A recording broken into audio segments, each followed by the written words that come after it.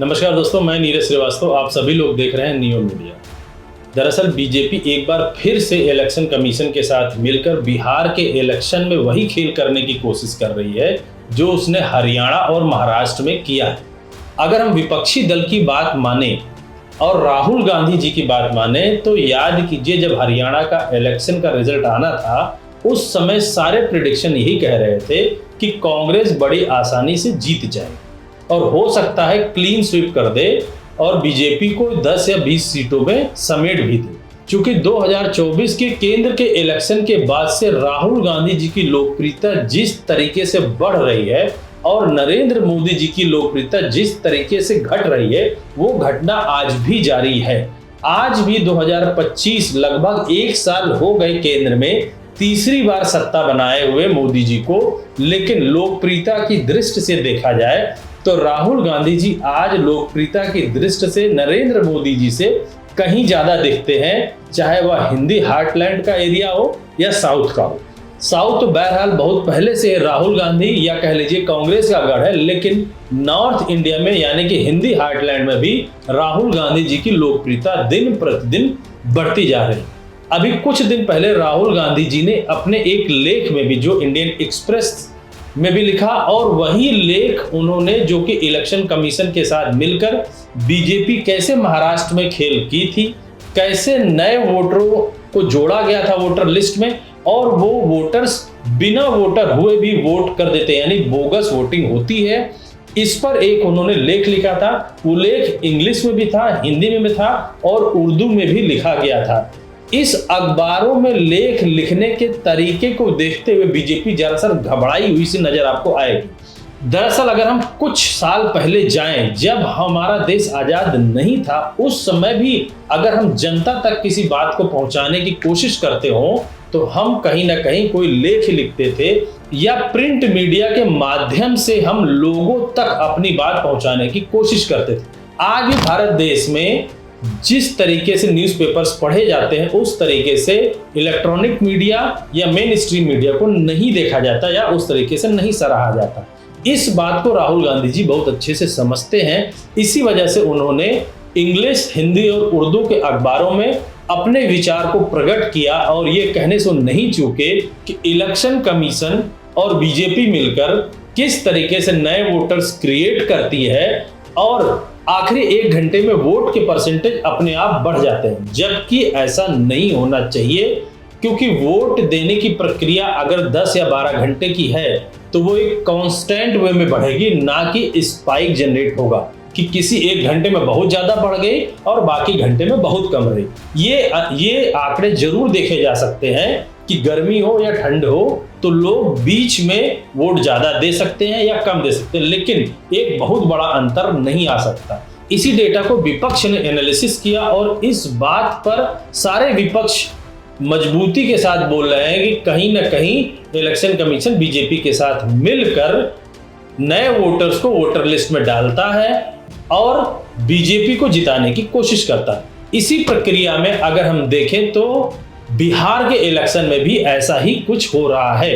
अब जो election commission 24 घंटे के अंदर में ये नहीं बता पाता कि कितने % वोट हुए हैं, वो 25 दिन के अंदर में लगभग 6 से 7 करोड़ वोटर्स के घर चला भी जाएगा। 243 सीट के आसपास की विधानसभा है और उस विधानसभा में इतने गांव पड़ते हैं और उन गांवों को एक एक घर में जाकर वोटर्स की गिनती भी कर लेगा, जो इलेक्शन कमीशन 24 घंटे में वोटिंग परसेंटेज नहीं दे पाता। अब आप सोचिए इस बात को बड़े ध्यान से कि वही इलेक्शन कमीशन है जो 25 दिन में लगभग 7 करोड़ वोटर्स के पास जाकर उनकी आइडेंटिटी चेक कर सकता है, लेकिन 24 घंटे के अंदर में कितने वोटर्स ने वोट डाले वो नहीं बता सकता। कहीं ना कहीं इलेक्शन कमीशन शक के घेरे में आता ही है और यहां भी वैसे ही चाल चलने की कोशिश की जा रही है जैसे विगत 4 स्टेट के इलेक्शंस में किए गए हैं, जिसमें से महाराष्ट्र के इलेक्शन को ज्यादातर लोग बार बार उजागर करते हैं कि वहां कई ऐसी सीटें हैं जहां पर लोगों ने ये दावा किया है कि बीजेपी को जबरदस्ती इलेक्शन कमीशन ने जिताया है। बहरहाल बिहार क्यों इतना महत्वपूर्ण है बीजेपी को जीतने के लिए, इस पे एक सोचने का विषय है। अगर हम गौर से देखें, जो अभी तक 2024 में 4 स्टेट्स के इलेक्शंस हुए थे, उसमें हरियाणा में बीजेपी के जो भी एमपी जीते थे वो बीजेपी के ही रहेंगे, चाहे वहां कांग्रेस की सरकार बनती या ना बनती। ऐसे ही महाराष्ट्र में भी चाहे कांग्रेस की सरकार बनती या ना बनती, या एनडीए की सरकार बनती या ना बनती, लेकिन जो भी एमपी जीत के आए थे वो बीजेपी के ही पक्ष में रहते। लेकिन बिहार दरअसल ऐसा नहीं है। बिहार इस मामले में एकदम उल्टा है। अगर बिहार में एनडीए की सरकार नहीं आती है तो केंद्र का कोई भी दबाव हो, जेडीयू यानी कि नीतीश कुमार और एलजेपी यानी कि चिराग पासवान के जितने एमपी हैं वो अपने आप इंडिया गठबंधन में मिल जाएंगे। इस बात का एहसास है बीजेपी को, इसीलिए बीजेपी अभी से वो खेल शुरू कर दी है, नए नए हथकंडे इस्तेमाल करना शुरू कर दी है। और राहुल गांधी जी इन हथकंडों को बहुत आसानी से समझने में सक्षम है। इसी वजह से वो बार बार बोल रहे हैं और लेख भी लिख रहे हैं ताकि आम जनता तक ये मैसेज पहुंचे कि बीजेपी आपको क्यों हराना चाह रही है। 2024 के इलेक्शन में अगर हम गौर करें तो राहुल गांधी ने जिस मुद्दे को पकड़ा था, यानी कि संविधान खतरे में है, वही मुद्दा आज भी वो लेकर चल रहे हैं। कहीं ना कहीं बिहार को भी बताने की कोशिश कर रहे हैं कि आज अगर ये वोटर लिस्ट में आपका नाम नहीं आया तो यानी कि ये मान के चलिए आने वाले समय में एक तरीके से आप वोटर भी नहीं रहेंगे और जो सुविधा केंद्र की तरफ से मिलती है वो सुविधा भी आपको नहीं मिलेगी। कुछ दिन पहले प्रेस कॉन्फ्रेंस में आरजेडीयू के नेता तेजस्वी यादव ने भी इस बात को जाहिर किया था कि बीजेपी किस तरीके से दलित और शोषित वर्ग के लोगों को वोटर लिस्ट से बाहर हटा रही है और आने वाले समय में इनको जो खाना मिलता है वो भी नहीं मिलेगा, यानी कि जो केंद्र की तरफ से सुविधाएं मिले वो भी नहीं मिलेंगी। बिहार में ही क्यों और देश भर में क्यों नहीं हो रहा? ये पूरी तरीके से साजिश की बू है और इसमें एनडीए के लोग जो हैं मिले हुए हैं। अब इसका अर्थ यही है, अधिकतम लोगों के पास ऐसा कोई दस्तावेज नहीं है जिसे उनकी जन्म तिथि में जन्म स्थान सिद्ध हो सके। हमारा स्पष्ट मत है, ये सारा खेल चुनाव से पहले मतदाताओं की छटाई करके सत्ताधारी दल को फायदा पहुंचाने के लिए ये काम जो है किया जा रहा है। बिहार में सबसे ज्यादा पलायन है। अब जो लोग बिहार के बाहर हैं, अभी हमारे सांसद राज्यसभा के संजय यादव जी ने पूछा भारत सरकार से, बताओ बिहार के लोग कितने जो हैं पलायन किए हैं, ज़रा हमको आंकड़ा दीजिए। तो लेबर मिनिस्ट्री से जवाब आता है, जो लेबर मिनिस्ट्री में जो रजिस्टर जो किए हुए हैं लेबर्स, लगभग 3 करोड़ के आसपास जो रजिस्टर्ड हैं। अगर नॉन रजिस्टर्ड की बात करें तो लगभग 4.5 से 5 करोड़ की संख्या हो जाती है। वो कब आएंगे, क्या करेंगे, नहीं होगा, उनका कैसे बनेगा रे भाई? वो कैसे वोट देंगे? यानी लोकतंत्र को आप खत्म कर रहे हो, संविधान को खत्म कर रहे हो। आप गरीब वंचित समाज से जो लोग हैं, जिनका सदियों से आपने शोषण किया है, फिर से ही आरएसएस या भाजपा और नीतीश जी उनके सहयोगी शोषण करवा रहे हैं, वोट का अधिकार छीन रहे।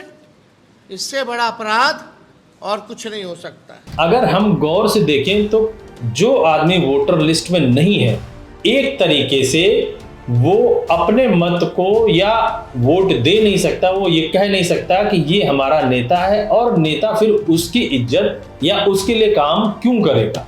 और इसी क्रम में अगर हम ध्यान से देखें, जो भी सरकारी योजनाएं हैं, जो भी नेता होता है वो ज्यादातर यही चाहता है कि जो उसको वोट कर रहा है वहां तक जरूर पहुंचे। जब ये वोटर लिस्ट में है ही नहीं तो इन तक ये सुविधाएं वो पहुंचाने के लिए मेहनत करेगा ही क्यों?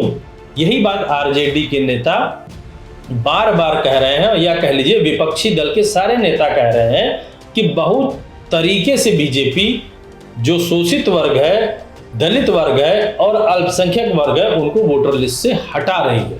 लेकिन देखना बड़ा दिलचस्प होगा कि इंडिया गठबंधन पूरे बिहार के इलेक्शन में किस तरीके से एकजुट होकर बीजेपी का और इलेक्शन कमीशन का सामना करती है। 4 स्टेट्स के इलेक्शन में इन लोगों ने ये देख तो लिया ही है कि इलेक्शन कमीशन एनडीए का साथ देता है, उसमें मोटा माटी कह लीजिए बीजेपी का साथ देता है, ना कि इंडिया गठबंधन का। देखना बड़ा दिलचस्प होगा कि बिहार का इलेक्शन जैसे जैसे नजदीक आता है कैसे कैसे बीजेपी और इलेक्शन कमीशन या इंडिया गठबंधन अपने कार्यक्रम को आगे बढ़ाता है। हमारे चैनल की पूरी निगाहें से बनी हुई है। तब तक के लिए धन्यवाद। मैं अपने सारे दर्शकों से बोलता हूं चैनल को ज्यादा से ज्यादा सब्सक्राइब करें, शेयर करें